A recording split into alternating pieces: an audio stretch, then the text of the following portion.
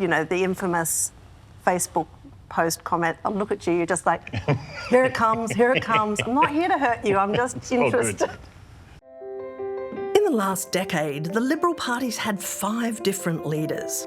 It's becoming a bit of a blur. So I'm off to find out more about the new opposition leader, Angus Taylor. As a Rhodes Scholar at Oxford, he wrote his thesis on beer pricing. So I'm making beer cake. I'm using earthy, malty Guinness to create dark, rich, muffin-sized cakes. And when I top them with a cappuccino frosting, they should look exactly like tiny little pints. A successful businessman before he entered politics, Angus grew up in a farming family. And today he lives on a property near Goulburn in New South Wales.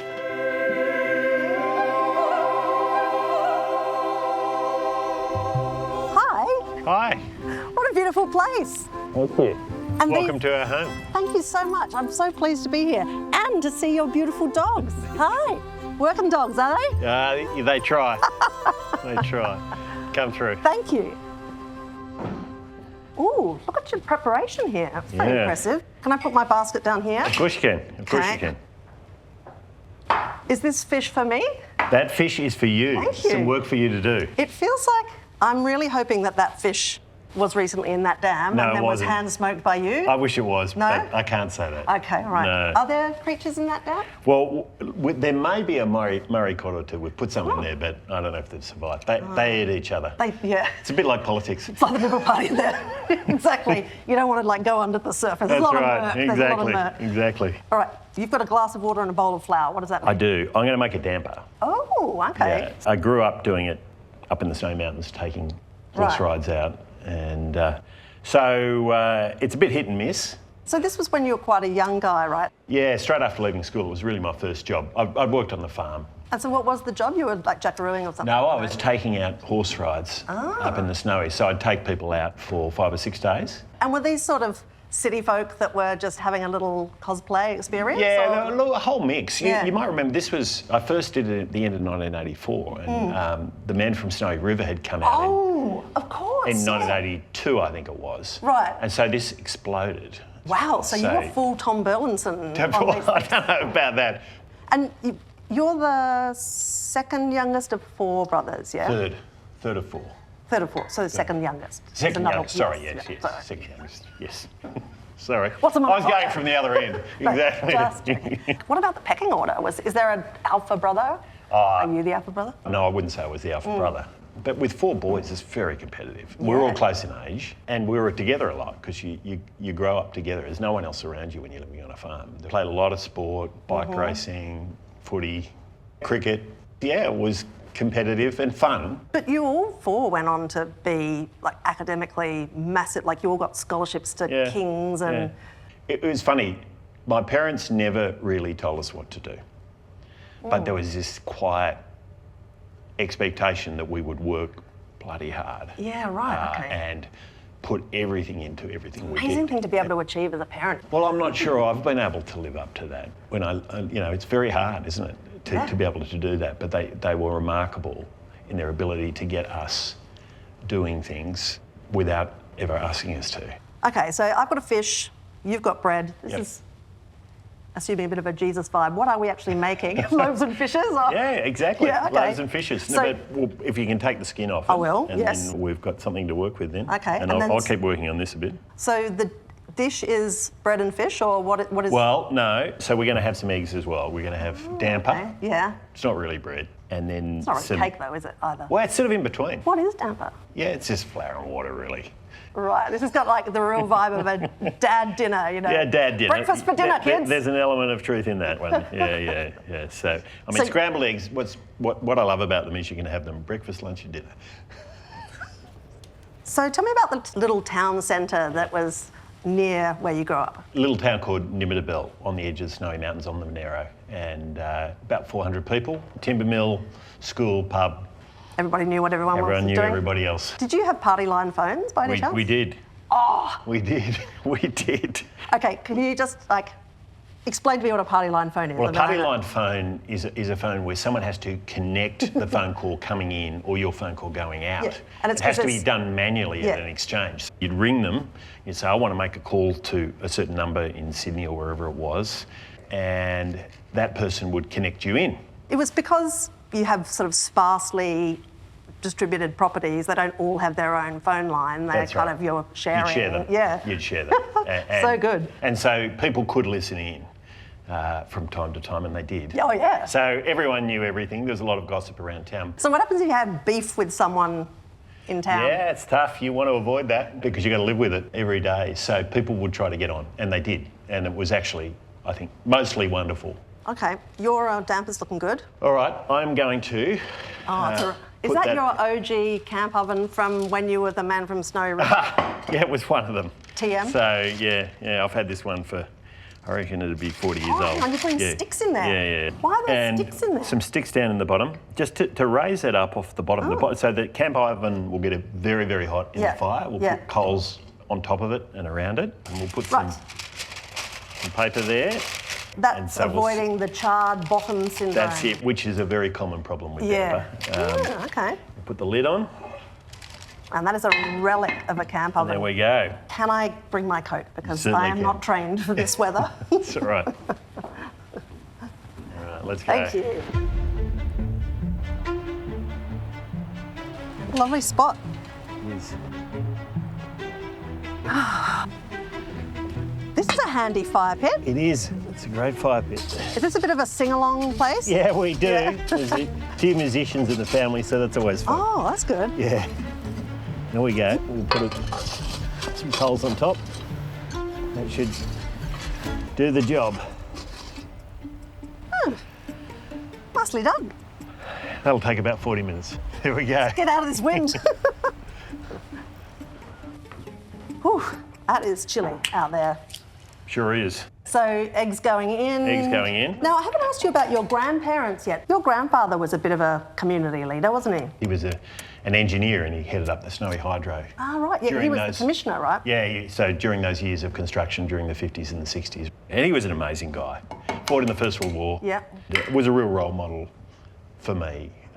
Believed very firmly in the power of service and played a very big role in that region and deeply loved the mountains and what that group of people were doing in the nation building project that it was. This was a generation, many of whom came to Australia from Europe after the Second World War, the Italians, the Greeks, the Poles, the Russians, the Germans, the Dutch, the French, and they'd been at war with each other. They all shared this vision though, what they were doing, what it offered them, which was a way to get ahead in a new country that they loved. And that common bond brought them together, even though there were big differences between them.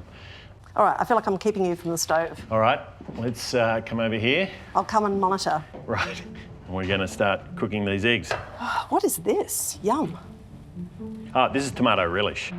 This is, look, I've cheated here. Louise helped out with this one. Okay. It's her mother's recipe.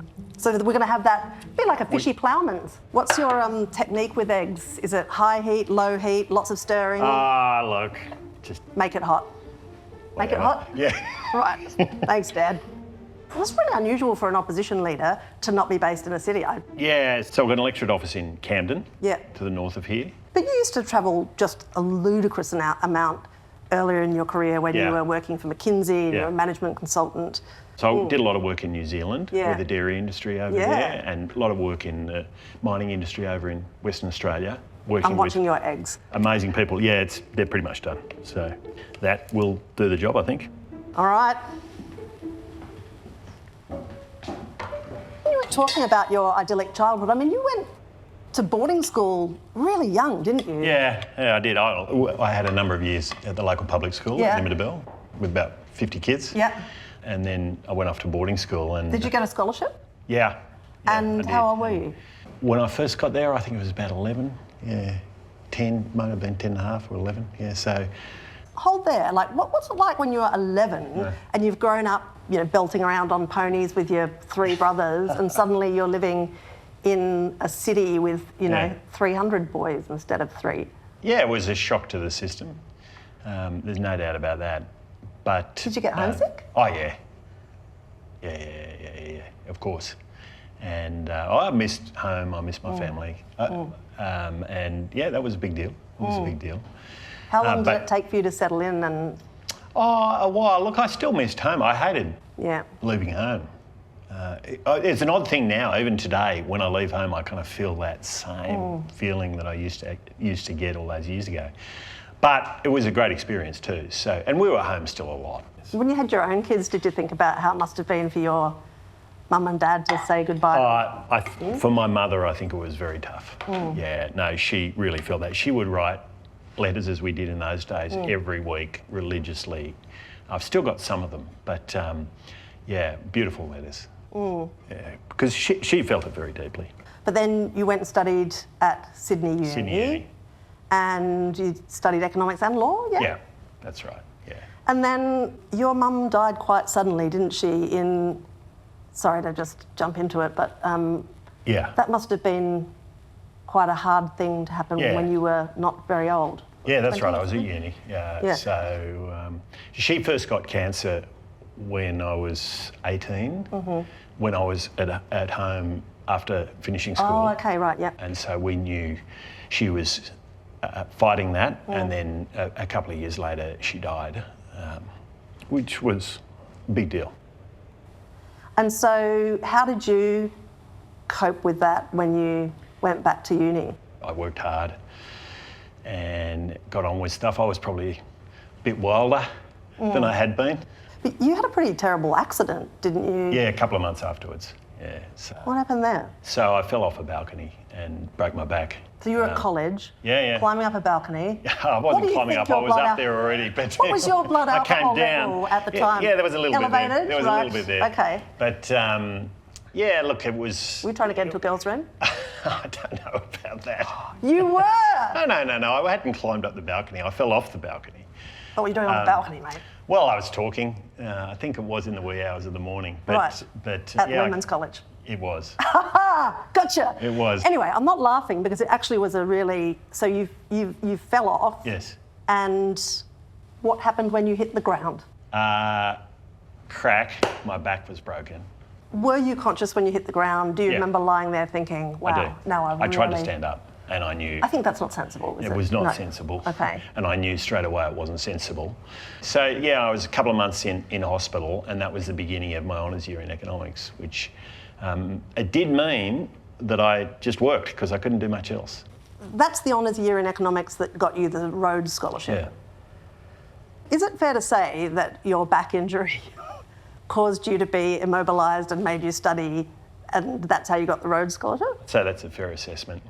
So I couldn't play any sport, and I couldn't do a lot. But I was completely immobilised from there to there. So what, people brought you books and you're like, Yeah. What were you reading at the time? Well, economics. Yeah. I did read, Keynes and Marshall and all these great economists. So, look, I did work hard that year. And I think it was a response to my mother's death. It was a way of coping. It was just to work hard. And so I did. And then you met your wife quite soon after that. Apparently when you had your first snog on the banks of the Bogan River, you were still in plaster. My gosh, you've done too much research. I am a professional. You've done too much research. Sir? Is it true? Yes, I can't deny that one. Okay, all right. So, that was the beginning of our relationship, was soon after I'd fallen off the balcony and lost my mum. And that's a huge number of things to happen inside a year. Yeah, and we've been together ever since, of course. Wow. Yeah. So, shall we put fish onto eggs? Fish onto eggs, let's do that. Let's do that. And you'll have some fish. Yeah, absolutely. Thank you. Yeah. Nice. And some relish as well. And some of that relish. I want some of that. Yeah. All right, shall I take this to the table? I just don't want to go out in the cold again. Can you get the damper? I will go and get the damper.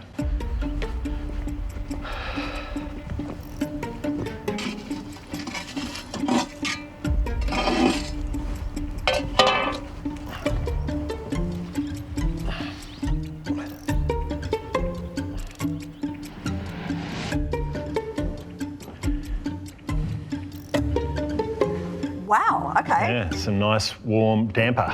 That turned out. Yeah. All right, we'll crack it open. So I'll break it. Oh. Excuse fingers. Thank I'll give you a couple of pieces there. Thank you very much. Yeah. There we go. All right, I'm going to get it heavy on the relish. And it's good with some butter too. Yeah, I bet. You really need some butter on the damper. Thank you. That's Very right. impressive. It's pretty simple. There's nothing complicated about this. Oh, great. Yeah, it's pretty good.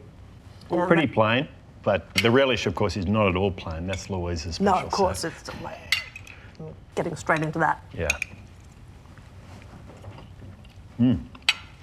It's stood up well. Yeah. So you moved back to the country, didn't you, after a time in the city? And I don't want to kind of edit down your fascinating career in management consulting, but could I just summarise and say you were very successful at it, you made a lot of money, and then you decided to go into politics? Well, I mean, that's editing down a fair bit. I know. But I mean, I learn a lot about how to grow an industry and how to build things, really, working across a range of businesses. But I saw an opportunity to be involved in that on a much bigger scale nationally. Right. I was going to say, what happens, what makes you go, I want to do more with less and go into politics? Yeah. Well, look, I learned more and more, I realised in the work I was doing just how important government could be. Right. Not necessarily in helping these things to happen, but getting in the way as much as anything else. And so I was keen to be more involved in that. So I was always interested. I hadn't been an active member of a political party. So unusual, I didn't come up through the Young Liberals or anything like that. I wasn't a staffer. Yeah. So it was coming in pretty cold in a lot of ways. What were your first thoughts of the Parliament? Yeah, I mean, the first thought was complete reverence for the place. So for me to sit in that chamber was just almost otherworldly. It was, I never believed that I would sit in such an important place and such a relevant place. I mean, I guess when you arrived in 2013, you're like, wow, we've got a coalition government, I like Tony Abbott, fantastic. But within 2 years, there's a challenge to his leadership from Malcolm Turnbull. What did it feel like to be a new MP, seeing this happen around you? I mean, were you a part of it? Were you involved in the coup? What was your role? None? Not at all. And were people actively canvassing you, or did they assume you were going one way or the other? Or like, did you get overtures and... I realise now I got overtures. You didn't realise at the time? Well, it was not always obvious. So people would sound you out to see if you had a grievance or you're unhappy with something. Oh. And I thought, that's very nice of them to ask. You're joking. Well, look, one of the things that did surprise me when I came into politics was just how friendly people were. Right. Some of that friendliness was genuine. Some of it was motivated. And I knew that. But, of course, at the time, you're still trying to work out which one is which. And there was an element of that going on. Do you think that your party felt as though getting rid of a Prime Minister was sort of a strategic possibility because Labor had done it just a few years earlier? Well, that's a good question. I think, yes, in a sense, the genie was out of the bottle from that point. But I also think that media was changing, social media was changing, and there were forces of destabilisation emerging that have become very real and I think are of great concern, actually. If you think about that period from 2012 when I first became a candidate through to today, I mean, it has been an extraordinary era of change, a big loss of trust in politicians and politics and government and the media, and that is something we've all got to reckon with. Earlier this year, when Sussan Ley was the leader and you thought, right, I've got to step in here, and you ran for the leadership, how difficult a decision was that? Very difficult. Very difficult. I had been very, very careful from when Sussan won the leadership, in a contested vote, of course, with me. I was very careful to give her the space to have a real go. But by the time the coalition had broken up twice, it was clear that we had a deep problem. Do you think it wouldn't have broken up if you'd been the leader? I don't know, because I wasn't the leader. But I've got to tell you that I'm a very, very strong coalitionist by instinct. And I think Matt and I have made a very, very, very big effort to change that dynamic. What is it like to become a leader of the party? Because once you get into a bit of a leadership churn, it sort of becomes more about the person than about the party. And There's a sort of sense of who's the Messiah that's going to save us. Well, we're human. In my view, there's only been one Messiah and there won't be another one anytime soon. So, But do you feel the pressure to be a bit more messianic now you're in the job? Or, suddenly be a bit more sweeping and visionary? Look, I think I have a very clear view about where the country needs to go, and I don't think it's trivial change. And the budget and reply was very deliberately a very significant budget and reply. And there is now a very big set of differences between the Labor Party and the coalition. I think we've not seen that sort of level of difference. Is that because you're all scared of one nation getting... No, it's because I think we've got to get back to those core values and principles that we stand for and that we believe can help Australia to be a better place and provide a better opportunity for all Australians. When you made it into Cabinet for the first time was after the 2019 election, and that year was a really controversial year for you. The infamous Facebook post comment, I'll look at you, you're just like, here it comes, here it comes. I'm not here to hurt you, I'm just interested. Well done, Angus. Yeah. Good job, etc. When I saw that story, I straight away thought, I can see what's happened there. There's some staffer has accidentally commented as you.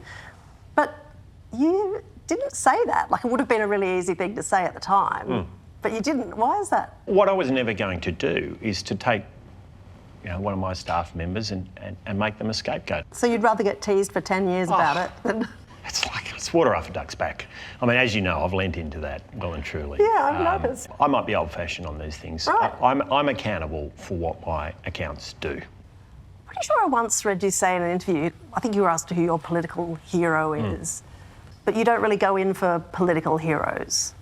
Look, the person who I look up to most is not a political leader, it was my grandfather, who taught us and believed in servant leadership. Now, I'm a huge believer in the power of servant leadership, which is your job is to serve people as a leader. They're not there to serve you, and you must wake up each day and remember that. Once leadership becomes about you, you're not leading anymore. It's a competitive field as well, and it's full of, it is full of egos. I'm sure Sussan Ley would be watching this and saying, what do you mean it's not all about you? It is all about you, you just tipped me out. Well, I think I explained earlier why that happened, and I think that was just a necessary change at the time. You mentioned your grandfather as such an influence on you, and after World War II, he was managing a huge immigration challenge, wasn't he, as part of being the commissioner of the Snowy Hydro scheme. Yeah. Does it go through your mind now that we're having this immigration debate in Australia, what approach he took to managing all of that workforce that came from countries that had been at war with each other only months earlier? No, it's striking for me. I grew up, as I said earlier, with this as part of my hometown, as part of my upbringing, the stories I would hear. That was part of the folklore of my family.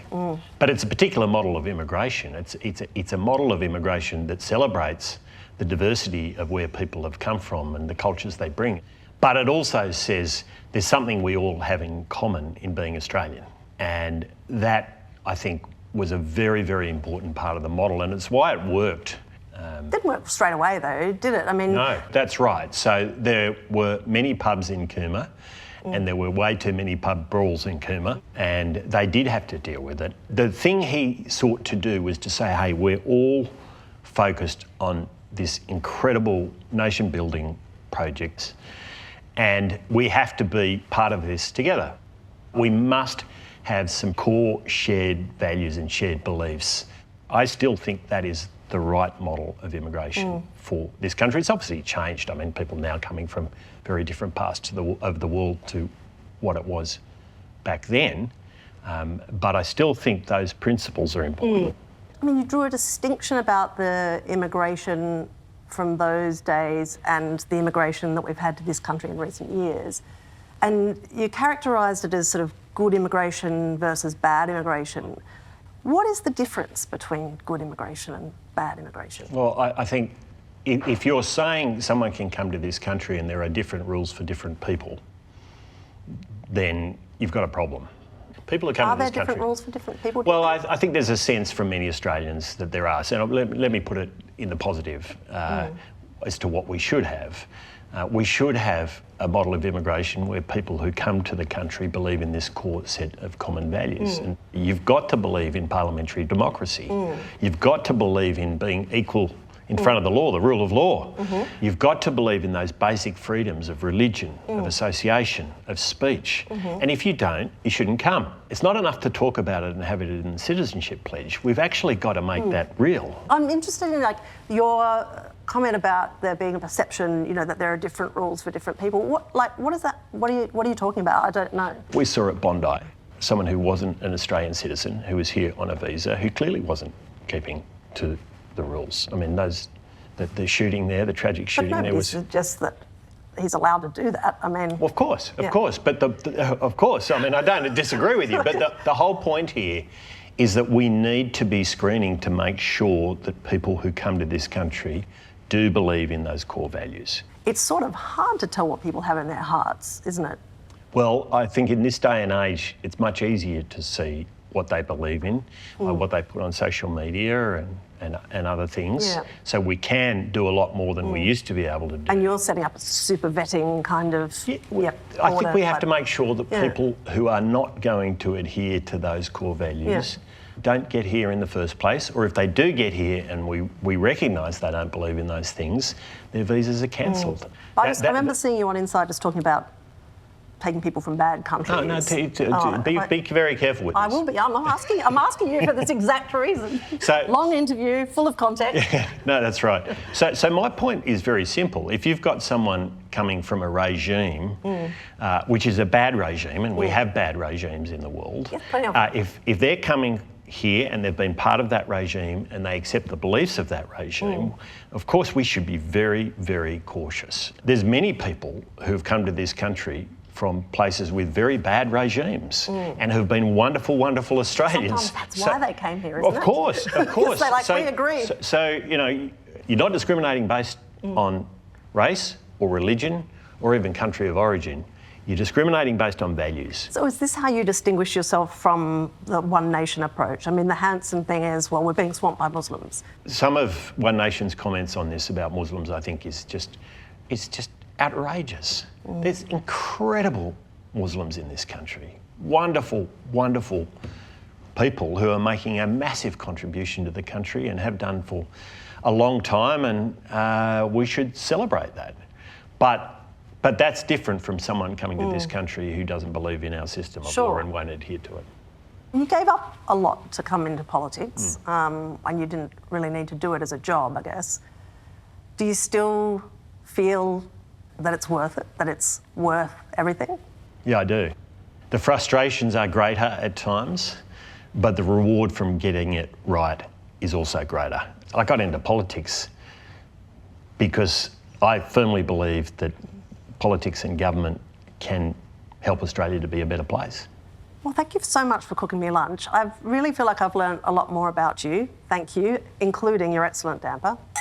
Thank you. Thank you for being here. And now I have designed you a special dessert. Love a good dessert.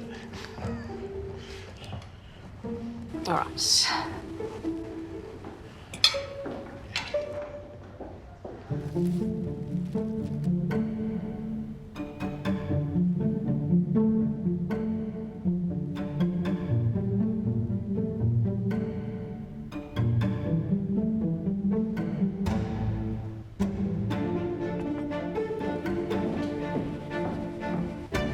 Your dessert is served. Wow. There you go. I have made you a beer cake. A beer cake? Yeah. What's this in honour of? Well, when you were at Oxford, you wrote your thesis on beer pricing, am I right? That's correct, yeah. I have some questions about how you do the research for that thesis. It sounds like an excuse to get on the terps. Well, I have to say, most of the people I was at Oxford with, there was no interest in talking about their thesis. Right, I see. Because they were all weird and wonderful things. Yeah. But this one was a topic of conversation. I love it. Every time we went to the pub. Okay. Why was the price of beer so high? So Brilliant. There you go. Conversation starter and thesis in one. This is a stout cake. It's made with Guinness. So, of course, you can make damper with beer as well. The yeast, of course, helps. Yeah, it's quite good. I didn't do that today. No, but that's a whole new world you could get practice in. It's very good. Thank you. Very nice. It's a very rustic cake. I don't normally like Guinness, but this is great. If talking politics at the table is your kind of thing, you're in luck. There's more Kitchen Cabinet just a click away, right here on ABC Australia YouTube.